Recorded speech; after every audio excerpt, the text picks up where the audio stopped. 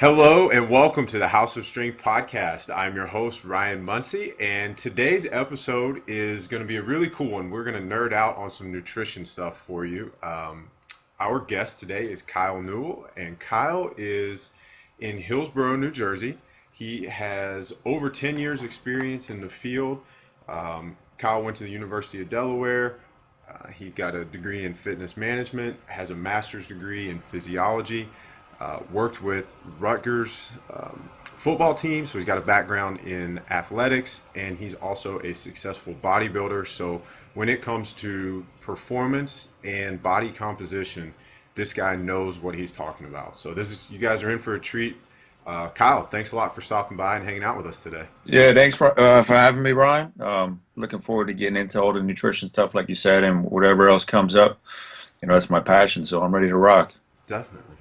Well, so let's start with this. I mean, that's a really cool bio. I mean, dude, you were at Rutgers with you said Shiano, and who was Yeah, the strength coach that you were working with there? Jay Butler was, we call him JB. He was the head strength coach. And I just kind of reached out to him because we had to do an internship to finish our degree at University of Delaware. I didn't know the guy. Reached out, he got back to me because I'm from New Jersey, so it was going to be over the summer, my internship. And I think the year prior, around that time, Jay had got National Strength and Conditioning Coach of the Year. So he was very knowledgeable. Um, he played 2 years for the New York Giants, but he gave me a whole different perspective on strength training. And it was a really, really cool experience. And then that was 2003, the couple of years after that, um, when I was going back to school to be a phys ed teacher and I was starting my business, I would still go in and volunteer. And work with the football players just to soak up all the knowledge that I could. That's awesome, man. And we've talked about that kind of approach on the podcast quite a bit, where just put yourself out there, go for it, Yeah, take a shot. I mean, the worst thing that he could have said when you reached out was no, and that's right where you were had you not reached out to begin with. So, that's it. and I mean, look what it did. I mean, you got to you created a networking, a friend and a mentor for life, and it opened a lot of doors and kind of led you to where, at least got you started to where you are now. Yeah, and it's interesting you say that. Last night before bed, I was reading Jack Canfield's Success Principles, which I've read in the past, but it's a great book. But he talked about that. You got to ask, ask, ask, ask, ask. And he said you got to reject rejection, you Yep. know. So that's just, it's right down that alley. Yep. Yep. Get used to hearing no, and let it Yeah. just kind of roll off your back and keep going. So, hmm well, that's cool, man. So, at what point did you kind of shift from that side of it to the bodybuilding side? It was actually that summer when I was doing my internship with those guys. It was the first time in my life where I said, okay, I really want to get as lean as I can. So I remember I have photos somewhere of that. I can't, where I don't know where they are, but I was actually able to see my abs. And then the seed was planted in my head. Okay, you know what? The following year, 2004, I said I'm going to do my first bodybuilding show. I just wanted something to compete in. I've always been an athlete, and one of my big role models getting into this was Schwarzenegger. So, pumping iron was a staple in my video library. So it was just kind of a natural progression. I wanted to see how far I could take it. Now, I had no idea what that would entail doing a bodybuilding show. I can say the first time around was definitely the worst, or the hardest. Right.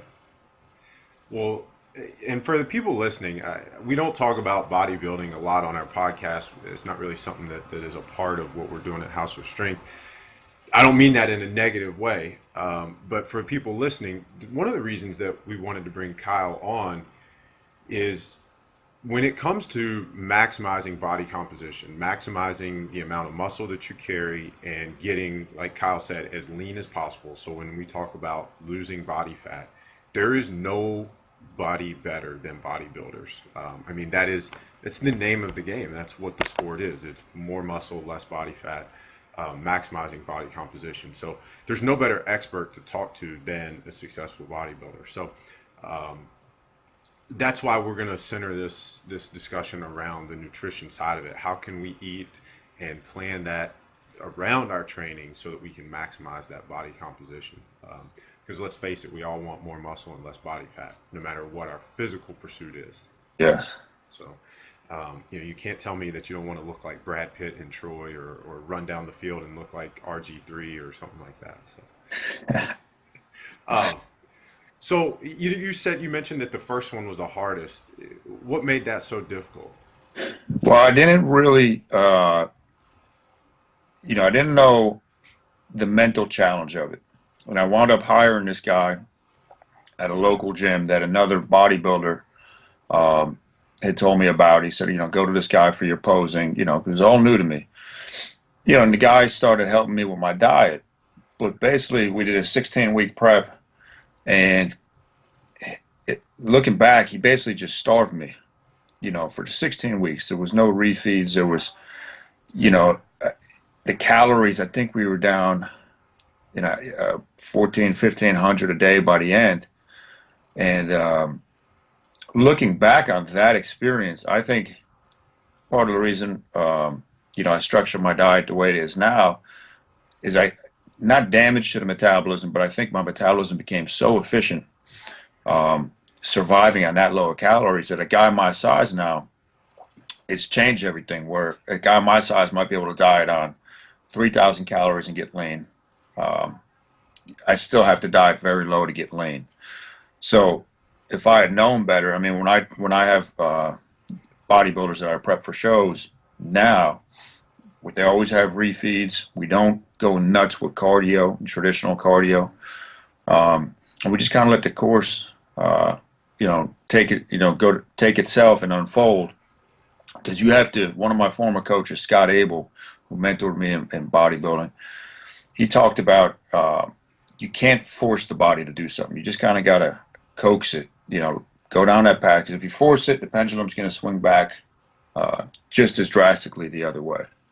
Yeah, I'm glad you said that. That's something that I think I learned that the hard way early on too, is the farther you push that pendulum one way, it is inevitable. It will come back. And you need to find a way to accomplish your goals in a sustainable way, a way that does it without, getting so far off balance that you've got to deal with that, inevitable swing or pushback. So, and dude, Scott Abel is a really, really smart guy. I remember reading him on T Nation back when, Yeah. early 2000s when I was in college, and some of the stuff he was talking about is even today people are bringing that up as new and unique stuff. And I forget what I saw or who I heard recently, but I was like, man, somebody was talking about some of the benefits of CrossFit and how some of those metabolic sessions can get you leaner. And it reminded me of some things that he wrote for bodybuilding, back Yep. in that time frame where you're talking about. So Yeah. he's a Yeah. really smart guy. Yeah. Very, very much forward thinking. I loved his training stuff, and he takes that whole approach to coaching, the human triangle, the mental, physical, and emotional. So that's kind of what drew me to him. But, you're talking about that pendulum too. The first, so from 2004 till 2008, I did 5 shows. Every show the week after, because I forced my body so hard one way, I put on 35 to 40 pounds within a week following the show. And it just reeks, I mean, it's terrible. You feel like crap. It takes months to recover from. Yeah. And your set point, you always wound up a little fatter than when you started. So, you got to be careful with that stuff. Yeah, so let's talk a little bit about. I mean, you could draw parallels to not necessarily a bodybuilder, but parallel from bodybuilding to like the average person who struggles with dieting. Maybe they try whatever this week's approach is in Good Housekeeping or Red Book or whatever that you see in the grocery store, shopping aisle, and it's that inevitably, you fall off and you end up worse than you started. Talk about, how you've learned to avoid that, and how people listening can, find that sustainable middle ground. Well, there's two things that I found that have worked for me that I've been using with clients as well. So a lot of people want like a diet plan. How many calories, how many macronutrients. And what I found was that doesn't typically work, at least not right off the bat. And it puts the focus on the wrong thing. It's like if you're focusing on an external thing rather than listening to your body. So a lot of it is just behavioral psychology. So we'll give people one change at a time. We'll put in their fish oil, increase water, and just build the habits on top of each other. Where I made a mistake, I grew up with three brothers, and we were always trying to out eat each other and whatnot. So we would eat so fast. We want to listen to our body, and that habit carried over. Even nowadays, I really have to fight that urge to, put my fork down a few times, chew my food all the way. And if people would eat slower, they would realize, about that 20-minute mark, the fullness feeling is going to come in, and they won't overeat. So a lot of it is behavioral psychology and realizing that it's not a diet, because a diet typically has a beginning point and an ending point. So people get to the end of it and it's like, okay, I'm going to go back to what I was doing. Now, another approach I've been using, which I've been putting a lot of the males on at my gym. I haven't done it as much with the females because I got to experiment with that. And I use for the bodybuilding show is intermittent fasting. Now, the reason I like that is because I like to eat bigger meals. It's a very easy lifestyle to maintain. And it's simple. It takes a lot of the thought out of it. You go, in my case, 16 hours from the previous meal. So if last night I finished eating at 10, I'll eat my first meal today at 2 o'clock. And it's an easy way not to overeat. You're not going to eat 2,000 calorie meals. If you're only having 2 or 3 of them, you're not going to be able to take that food down. So that approach and working on the behavioral habits has worked the best for us. That's really cool. So on that first point with slowing down the eating, and this kind of touches on the intermittent fasting stuff too. One of the benefits, or I know maybe not benefit, but one of the reasons, the scientific reasons that people will argue for intermittent fasting is that the body has two systems, the parasympathetic and the sympathetic nervous system. One is responsible for activity and alertness, the other for rest, recovery, digestion. When we are awake and moving and up and about, obviously we want to be in that alert and active environment. And when we eat, we actually go the other way. So with intermittent fasting, you're not asking your body or forcing your body to kind of fight what you're trying to do. When you do eat, it can actually be a stress response. You can elicit a stress response from your body if you eat too quickly. So not only does it help prevent overeating, but it also makes your body a little bit more receptive and respond better to what you do eat when you eat slowly and not like, a guy who's been, starving on a ship or, Tom Hanks in Castaway. Yeah. So that's really cool. And the other thing is the intermittent fasting approach. Like, I think that's fascinating because you might be one of the first guys from the bodybuilding camp who I've heard is for that approach. There are a lot of people who are proponents of that, but very few of them are bodybuilders. So personally, that's how I eat. I use a window. So you're safe talking about it here. I'm not gonna I'm not gonna rip into you. So I want to hear how you're using that with bodybuilders, and go into that a little bit more if you will. Okay. The reason I really started experimenting with it, because in the past, I was totally against it. I brought up with bodybuilding, 6 meals a day. You got to eat. The breakfast is the most important meal. And you just kind of, I was going with the dogmatic approach. Like, okay, people said this is the best, so this is what you have to do.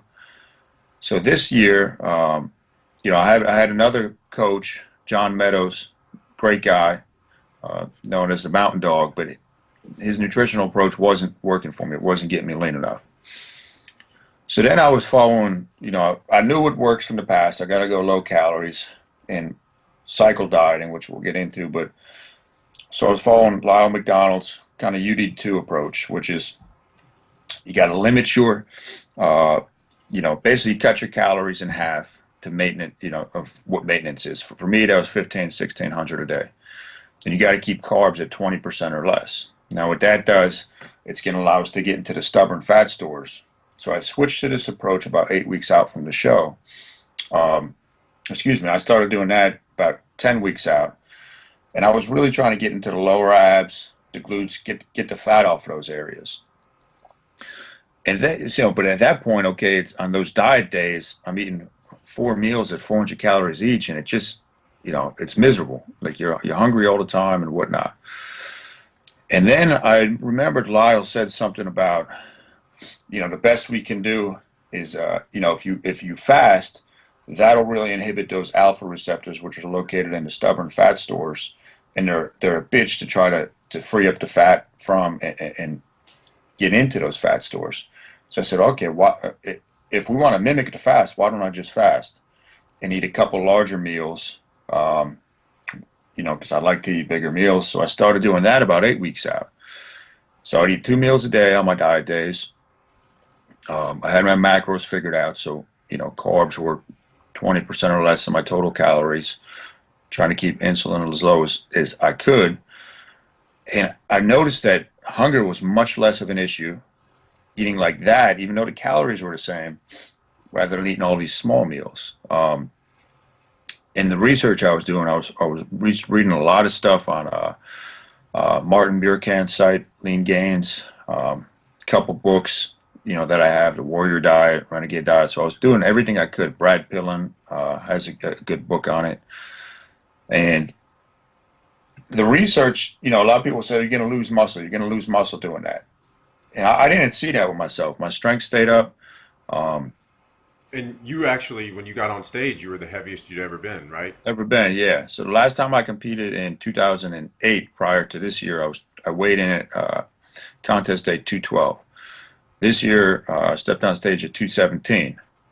So I had a 6-year hiatus, but it was the biggest I've ever been. My body fat was down in the 4 or 5% range. And if we look at the numbers, I had Big Tom from Gabriel Fitness. We did my biosig at the beginning, and I was about 15%, so a little fatter than I would have liked. And I came in at like 242. So if you look at the numbers, I really didn't lose muscle at all, with that approach or dieting like that. And so then it was the most excited I've ever been as far as coming across a new way of eating, because in my mind I said, okay, I'm going to continue this after the show because it's working for me. It's simple.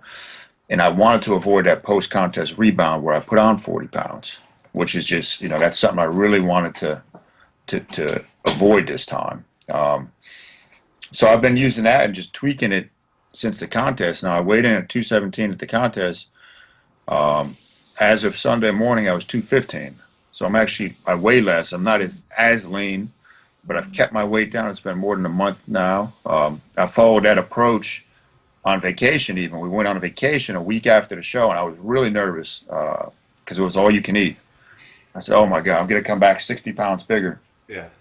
And I actually came back a half a pound less than when I left for vacation. Just by fault, I would forego breakfast in the morning. I would have my coffee. And I would, like we were talking about before, I would just listen to my body when I was eating. I'd take my time. There was no TV, there was no distractions, and I just enjoyed the food. That's really cool. And there's so much on, in there that we can hit on. But I think, with the biggest thing for me with intermittent fasting is being able to manipulate and control insulin. That is, you were at the meeting and we had, oh gosh, I'm going to draw a blank on his name. It was Tom. the other Dr. Tom. Yeah. Yeah. So the one Dr. Tom, or the big Tom that you mentioned, is Tom Langton. So for everybody listening, Tom was on, I think it was episode 5 of our podcast where we talked about hormones. But Dr. Tom is a guy up in New Jersey who was at a seminar with us recently, and we talked about insulin being the most anabolic hormone, and it's a storage hormone. And when it's present, no matter how many calories you're eating, you could be eating 1,200 calories a day, but if insulin is constantly present, you are not going to burn fat. And in fact, your body thinks that it's in storage or building mode. So when it comes to losing fat, the most important thing that you can do is keep insulin at bay. And the intermittent fasting approach limits the amount of times during the day that you get an insulin spike. And I think that's a very, very important thing. There are also a lot of other cool things that happen during that fasting window, like you said, Kyle, with those alpha receptors, and there's 5 to 10 other different really really cool, really scientific things that you and I can nerd out on, and other listeners are just gonna be like, all right, I'm going somewhere else. But if somebody listening is just looking for a take home, and how they can put this into use for themselves, I think that's probably the biggest point. And we'll get you, before we wrap this up, we'll get you to talk about what people can do on their to put this into use for themselves. But you mentioned cycle dieting. What is that? How does that work? And talk to us a little bit about that. Okay, so my history of cycle dieting goes back pretty far. So when I was a senior in college, I'd always had my what you would call a cheat day or whatnot. And I just kind of knew intuitively that it worked. That was when I started focusing on, that summer going into Rutgers, getting leaner. So I would have my cheat days on, let's say, Saturday, and it wasn't affecting my body composition in a negative way. If anything, it was helping it. So I remember taking, I found little research there was on it that I could find. I went to my nutrition professor, and he had no clue what I was talking about, because I wanted somebody to explain it to me, like, okay, and he just, no, that's impossible. So then, I continued with my cheat days, throughout the next couple of years, and I came across Scott Abel in 2007 or 8, and he had a DVD, the Cycle Diet. I said, oh, somebody actually put the science behind this. Now I can explain it, and I know why it works and how it works. So I think it was 2010. I wasn't competing, but I said, okay, I knew so cycle dieting, you have to be in what's called super compensation. So, What does that mean for people listening? okay, so super compensation is basically you get that feeling where you cannot get full. You can't get full, and your muscles are just going to soak everything up that you have. So how does somebody get to that point? How do they get there? That's the thing. A lot of people want to go into like a cycle diet, and they're not in super compensation. So you have to diet down. You have to get to a certain. You have to deplete. You have to deplete, yeah, and Right. it takes a while for people. When I did it, when I experimented just with the cycle diet in 2010, it took me 7 weeks to get in super compensation. But I was dieting really hard. You know, harder than I would recommend for most people. Just experimenting on myself, and it took me about 7 weeks to get there. Some people it could take months to get to that point, because people like the idea of it, but it takes it takes a lot of discipline to get there. Um, Let's Once you're just in, yeah, go ahead. let's just say that somebody listening wanted to try that, and if they say, all right, well, I'm going to diet hard for 5, 6, 7 weeks to get to that point. You and I know there's a right and a wrong way to do that. So for the sake of somebody listening that might want to try that, what's the right way to get there? So what I've always used to get people into that state, and it's going to correspond with their level of leanness. They don't have to be bodybuilding rip, but I would take their body weight, and what I found is basically take their body weight, multiply it by 10, and that's going to be pretty close to their basal metabolic rate. So that's going to put them in a relative caloric deficit. So I'll start them there, um, and tweak it. If they're dropping steadily, we keep it there. So for a 200-pound guy, I'd have him on about 2,000 calories a day. Should put him in enough of a deficit. It's not an absolute deficit where we're just starving him, um, but he's in a definite deficit. And we would stay there. If he was losing too rapidly, or performance was going down in the gym, we'd up it. So maybe I'd take his body weight times 11 or 12, and sometimes I would zigzag that. 10, 12, 10, 12, alternating days, and that's usually been pretty effective, at getting people into that super compensation state. And then you could go further into the macronutrient breakdown. Yeah. I have nothing against carbs, but if we're trying to get into that depleted state, you got to kind of get the fat, the glycogen and the intramuscular triglycerides out of the muscle. Right. And that's what we talked about too with insulin. I mean, if you've always got insulin present, you're not going to be able to target those areas. You're Yeah. carbohydrates are the most readily used source of energy for the body, and if you're constantly providing them, then that's what your body is going to use for fuel. You're never going to tap into that stored resource. When I'm talking to people about nutrition, I equate it like a bank account. So you've got a savings account, you've got a checking account, and if you know you get paid every 2 weeks, and we're on day 10, and your checking account is at zero, are you going to tap into your savings account, or are you going to shut everything down for 2 days and wait till your next paycheck?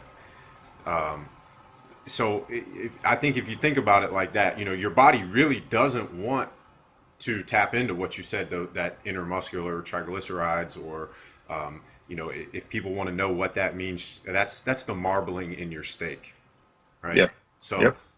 and then the glycogen stores, we've got to get rid of that before you can do, what Kyle's about to tell you with the refeeds. So, Yeah. So yeah, and once you're in that state, once that's depleted, those muscles, I mean, they're like vacuums. They're sponges. And it's it during the week you're going to be hungry, when you get to that point, But again, the intermittent fasting has definitely helped with that. Um, so let's say somebody got to that point, like, okay, I knew coming off the contest I was going to be in super compensation, dieting for 16 weeks. But even during the contest prep, trying to get down to 4 to 5%, I utilized the same approach. So I would go basically Monday through Sunday around noon. That's when I would break that Sunday fast. Um, I would go with, low calories. I think I ended the diet around 1500, slightly more. Um, Working out hard all week. Sundays would come to my carb day. So I would, I'll explain two versions of the cycle diet. So if you're really trying to get lean, like bodybuilding lean, I would really focus on carbs on a refeed day and moderate protein, keep fat low. Okay, which I found works best for me. So I take my body weight, multiply it by 5.5 to 7. So I was trying to hit anywhere between, let's say, 1,200 grams of carbs and 1,400 grams of carbs on that day, which is a lot. So I'll be eating, when I was trying to keep fat low, so bagels, fat-free Pop-Tarts, pancakes, just trying to get it in. It's actually hard to do. Um, and then I would go right back on the plan. So my weight would spike up. Like this week, not doing the show, but I was 215 Sunday morning. Yesterday morning, I was 226. So your weight should jump up somewhere in that range. And a couple of days later, the weight should be back to where it was at the starting point. So by Wednesday or Thursday morning, I should be back to where I was or below. Now with that, what I'm doing now with the cycle diet is Thursday nights I do more of a fat refeed. So we had burgers, mac and cheese last week. I eat till I'm full. I had a jar of almond butter. Sundays, I go right back to, the higher carb. Because I found with myself, if I eat a lot of fats and carbs together on a cheat day, because you're talking like 10,000 calories, mhm. it gives me a bad food hangover the next day. Like I'm so sluggish, I'm puffy. So it's got to fit the individual. But just know that when you're doing a cycle diet, you cannot get full really. I mean, you got to eat a ton of food to get full. Yeah. So it's not just like, okay, I'm going to go out and eat a lot. Like you have a need for it. And what that does is that's going to keep the idea behind the cycle diet was to kind of reset leptin levels. So, leptin stored in fat. As that drops, appetite's going to go up, metabolism's going to slow down. So we try to reset leptin and then go from there. So just for people listening, I pulled this up while you were talking, and this is the post that you put up, and this was, I guess, 2 weeks ago. This was your refeed. So I just want people to know what 1,400 grams of carbs sounds like. So it was half a box of Fruity Pebbles with 3 cups of almond milk, 20 fat-free Fig Newton cookies, 2¼ cups of pancakes with 2 bananas, and 3/4 cups of chocolate chips. Homemade milkshake, 2 cups of almond milk, 3 scoops fat-free ice cream, 2 scoops of protein, 4 reduced fat Pop Tarts, half a pound of lean ground beef, 2 burrito shells, fat-free cheese, sweet and sour sauce, a serving of Pops chips. Yep. Look at that smile on your face, man. Let me just shut this door. Dog's going crazy. We're not done. One carton of vanilla rice pudding, half a box of banana nut Cheerios. So now we're up to a full box of cereal. Cereal. Yep. Half a bottle of Jersey Devil port wine, two Chipotle burritos, half a bag of Lexia sweet potato fries, vanilla brownie sundae, large bowl. Yeah. So, I mean, that's a lot of food, man. And so that's in what we're talking about or what you kind of laid out. That would have been a Sunday between noon and like whatever time. Yeah, like what I've done since the contest, on Sundays I won't do my intermittent fasting now. Right. So I'll start, this Sunday I worked out. I sipped on the plasma stuff from T Nation. So that was about, I had about 90 grams of carbs in there during my workout. As soon as I got home, I started eating. Because the problem I was running into with the contest when I was waiting till noon to eat on Sundays, I couldn't fit it all in. Gotcha. I could not get all the food in, so it would get frustrating. So now I don't track it as much as far as actually calculating all the carbs and all that. I have a little more leeway, but I just know, okay, you got to eat a ton. Yeah. So it takes a mature like dieting approach, which is again, it's working on that behavioral psychology to it because you don't want to live for your cheat days. So you got to find that balance, and that's what Thursday night refeed. That's my date night with my wife Devin, so that kind of fits into my lifestyle. Sundays is our day, where we just chill out, so it fits into my lifestyle. And the rest of the week, it's not really a focus with the diet because I'm working on the business and I'm doing other things. But yeah, I'm all for cycle diet. I think it's really cool. It's allowed me to keep. I'm not a naturally lean guy. I look at pictures from when I started the contest prep, which I think I showed you guys at the seminar. Yeah. And I would call myself fat, not obese, but at that point, but it allows you to stay leaner than you normally would. So when you're during that approach, what are you eating during the week now? So like Monday, Tuesday, Wednesday, or Friday and Saturday? So what I'm doing now, I still do the intermittent fasting, 2 meals a day. I basically hopped on after vacation right back onto my dieting days from the bodybuilding show. So that was about 15, let's say 1550 calories. And what I've been doing every week since. So my first meal today, okay, will be 8 ounces of lean ground beef. I have veggies with it, a couple slices of fat-free cheese. 2 scoops of protein with a cup of fruit. That's meal one. When I get home from the gym later from working with the clients, I have a pound of chicken, 9 ounces of those Alexia fat-free fries, veggies, and that's it. And I'll do 2 tablespoons of fish oil a day. Teaspoon, excuse me. But what I've been doing every week since we got back from vacation is I'm adding back 10 grams of carbs per week. Just to find that happy medium. I think I could probably push it upwards of 1900 calories and stay in super compensation. But I want to do it. I'm using the scale just as a tool. Like if I'll know if my weight starts creeping up, too high, and my appetite goes down on the cheat days, that I'm falling out of super compensation. So you still got to stay in a pretty large deficit. Right. And like I said, I'm just slowly increasing calories because I wanted to avoid what happened in the past with the huge weight gains. So it's pretty similar to a bodybuilding diet right now. Okay, cool. Well, I got a couple other questions about like the details of how you're structuring your intermittent fasting. I mentioned earlier that a lot of bodybuilders are kind of anti-fasting. How do you, like, what time of day do you work out? How does that fit around your eating window? And what are you doing for like workout nutrition? Because I know coming from a bodybuilding approach, that's been hammered into everyone's head is that pre and post. Yeah, well, that's a good question. So, as I said, I had John Meadows, was my coach the past 2 years, and he would really, really got into the science of peri-workout nutrition. So what you're doing right before, during, and after. So I'd be doing a shake before, something like plasma or something with high carbs and moderate protein during, and then a meal right after. What I found with that was I was just putting on fat.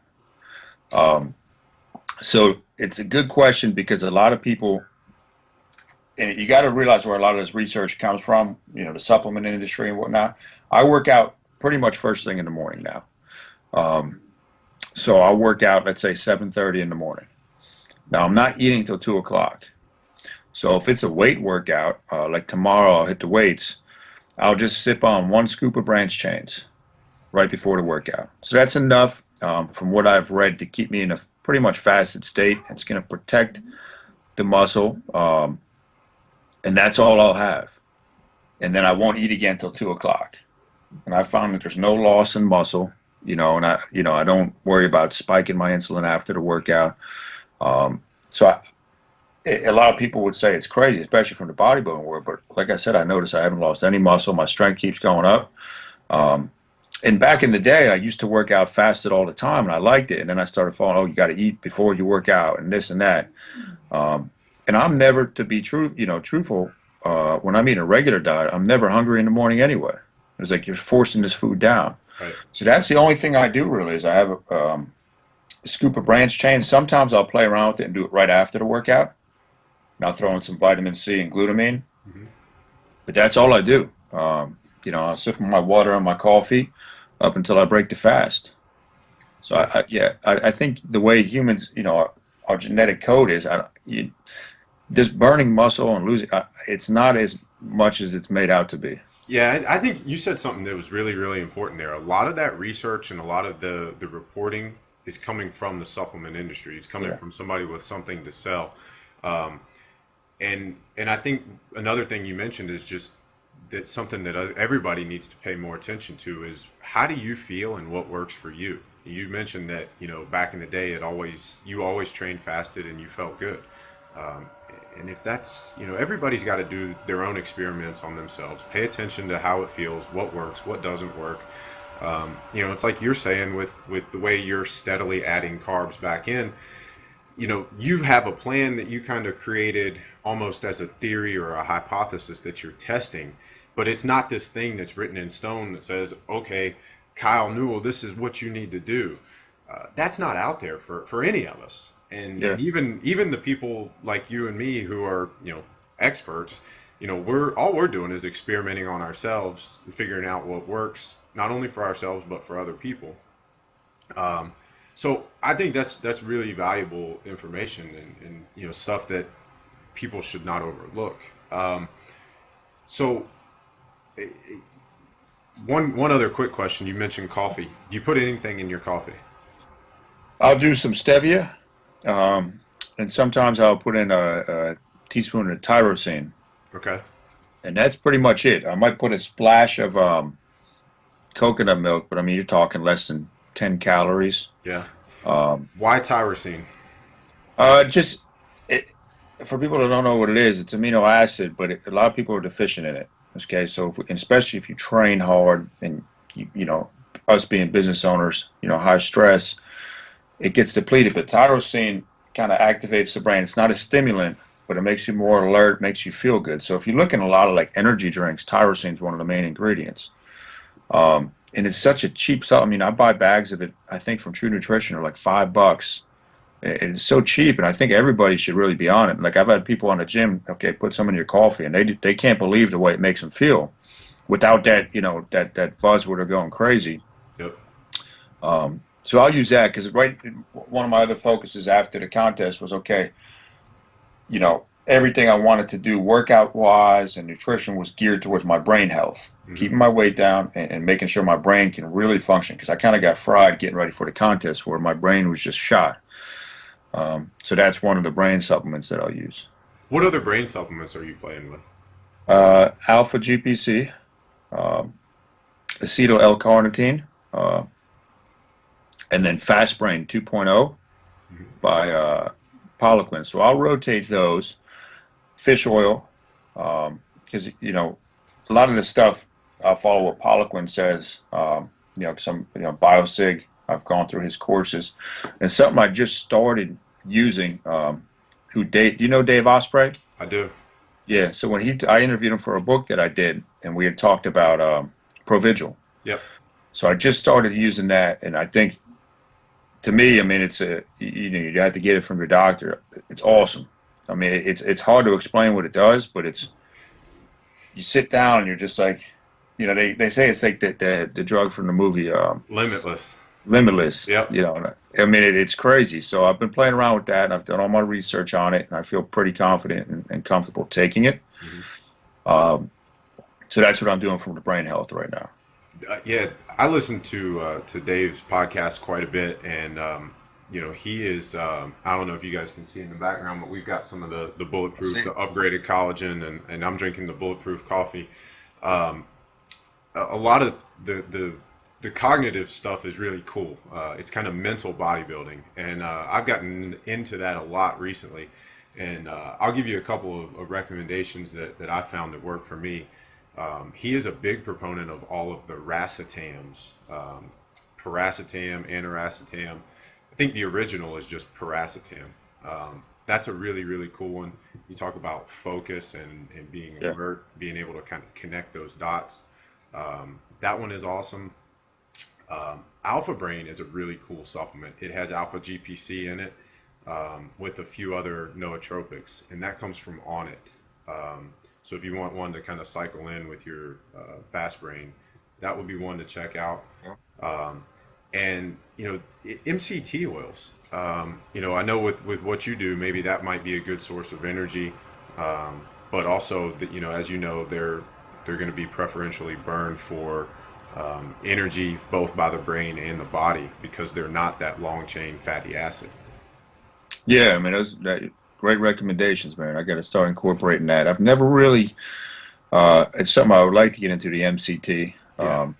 I know it's very effective. You get it from Dave's site? Yeah, yeah. There's a few places that have it, but he's got a regular MCT, and then he's also got a brain octane, which is an even shorter. It's just an 8-chain carbon molecule. Okay. You, Um, you like it? You put it? yeah, I do. I put it in my coffee in the mornings, Yeah.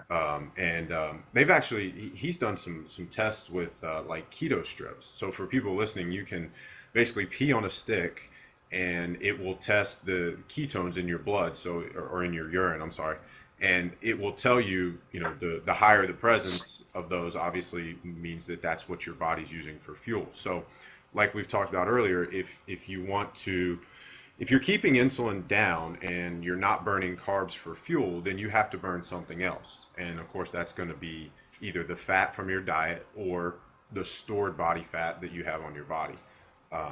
Protein is a building block. Carbohydrates and fats are going to be energy sources. So, what we're talking about here is we're ingesting a fat source that can be burned immediately. And what it does is it kind of switches on that fat cycle. So your body is now saying, okay, well, my fuel source is fat. That's what I'm burning. When the dietary source runs out, your body stays on that pathway and it will look for more of that substrate and it will come from the stored body fat. So it's a really great way to perform at your cognitive peak, but also burn body fat and stay lean. And that's a pretty cool hack. Yeah. That's awesome, man. Yeah, Start checking that out. I mean, I've no, like I said, I've never really used it personally, but it's something I'm definitely going to explore now. yeah. So I mean, I know we kind of had you lay out your day, and I'll tell you mine, and so you can hear it, and people listening can hear it, and I'm following I guess you could call it intermittent fasting, but like I said, I'm drinking coffee. My coffee has either grass-fed butter or ghee in it, along with either the MCT oil or that brain octane.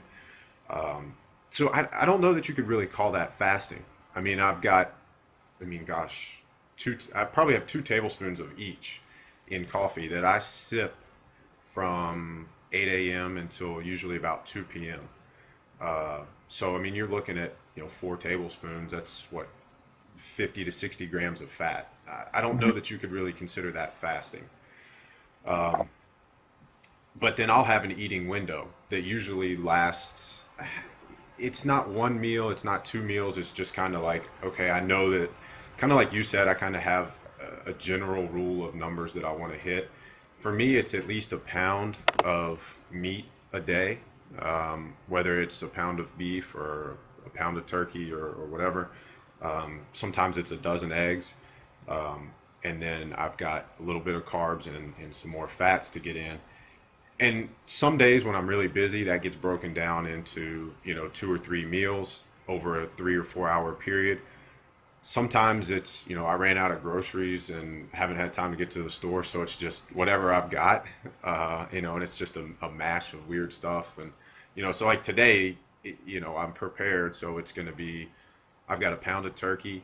Um, I've got a big head of cauliflower cooked. I cooked all that in coconut oil, and I put some ghee on it. And then I've got 2 cups of cashews that I'll eat later on. Nice. So that'll make up what I eat after, and I'll go in and I'll lift. I'm doing something similar to you around my workouts where I'm not, I used to do the plasma and the mag 10 and all that stuff too. Um, and I really feel like I got caught up in, like we were talking about earlier, just listening to that dogma Yeah. instead of paying attention to my body. And I got off of that and immediately saw results in, how much leaner I was, but also Yep. I feel like I can go for hours in the gym where when I was on that stuff, when that bottle hit empty, I was done. Yep. And I started. Jeff Volek is a guy he's always been a low carb guy, and if the listeners want somebody to check out, definitely check out Jeff Volek. And he's always been a low carb kind of nutrient timing guy, and I think even now he's working on some ketogenic stuff with endurance athletes, which means basically ultra low carb dieting. And what I kind of went back to was getting away from the carbs during the workout because as he pointed out in one of his books, if you're always ingesting those carbohydrates, then why does the bonk continue to occur in, endurance races or any other exercise? So like I just mentioned, I would hit a wall and I was done when the carbohydrates would run out from that drink. Well, now if I don't provide that energy source, I can actually go longer. So why is that? And why was the body not switching from the carbs in my drink to stored body fat? And it's like we talked about earlier, the body is incredibly efficient and it's lazy. It doesn't want to make that switch. Whatever energy source you get it rolling with, that's the one it's going to continue to go with. Um, and so what I actually do before I work out is I'll have about half a scoop of protein, and I've gotten away from using whey. I use egg protein, and I'll do about a tablespoon of coconut oil on a harder workout, bigger, longer workout day. On a shorter one, just maybe half a tablespoon. So again, it's the same as with that brain octane or the MCT oils. Coconut oil is a great source of MCT oil. So you get your body on this pathway, you give it a quick burst of that energy, and it gets it using fat as a fuel source. And then when it's gone, it will continue on that pathway, so you'll tap into your stored body fat. Another resource for some research and science on that is carb backloading. John Kiefer talks about that a lot. He's a physicist, so I think it's funny you mentioned earlier talking to a nutrition professor in college. I had the same experience when I was in college. I was into bodybuilding and being lean, and I'm looking at a teacher who, I don't want to be mean, but I don't want to look like you. And why am I going to take nutrition advice from somebody who clearly doesn't have a handle on eating habits or fat loss? Don't tell me that Pepsi fits into my plan. You know, you and I know that all those nutrition, those courses are funded by the people that benefit from them. So, Yep. all schools that are public schools are funded by Monsanto and General Mills and Big Food, and so of course they're going to say that all foods fit. Um, but John Kiefer is a great resource. If you haven't read Carb Backloading, that's definitely a book that I think everybody should read. The science is really, really cool. And so that's kind of where that came from. And then afterwards, I'll do something similar to what you did. It's funny that you mentioned that. Is I'll do 7 grams of arginine, 7 grams of glutamine, and 1.5 grams of HMB. And I've actually run out of glutamine, so what I'm doing now is creatine, vitamin C, and about 8 grams of the collagen, which it seems to have about the same effect. Um, that mix of glutamine, arginine, and HMB is called Juven. And what I did was instead of going and getting Juven, I just bought from True Nutrition. I bought those three things and I just mix them myself. It's a little tedious and I probably won't do it again because it's kind of a pain in the ass. But um, when I was in school, we had a class called Medical Nutrition Therapy, and we learned how to program diets for people with every issue. And what I actually stumbled on was that the supplement company EAS is owned by Abbott Nutrition and Ross Labs. And they're one of the biggest manufacturers of baby formulas in the world. They're based in Columbus, Ohio. And EAS had a product that came out about that time called Muscle Armor. And I think if people are familiar with supplements or sports, then you know that like the NFL has some pretty strict standards. And EAS is one of the only supplement companies that's actually approved by MLB and NFL. I don't know if that's still the case. I know it was at the time. But the science behind this Muscle Armor and some of the other supplements was this Juven technology. Now the Muscle Armor had a lot of sugars added, which personally I don't like, and I wouldn't use it for that reason.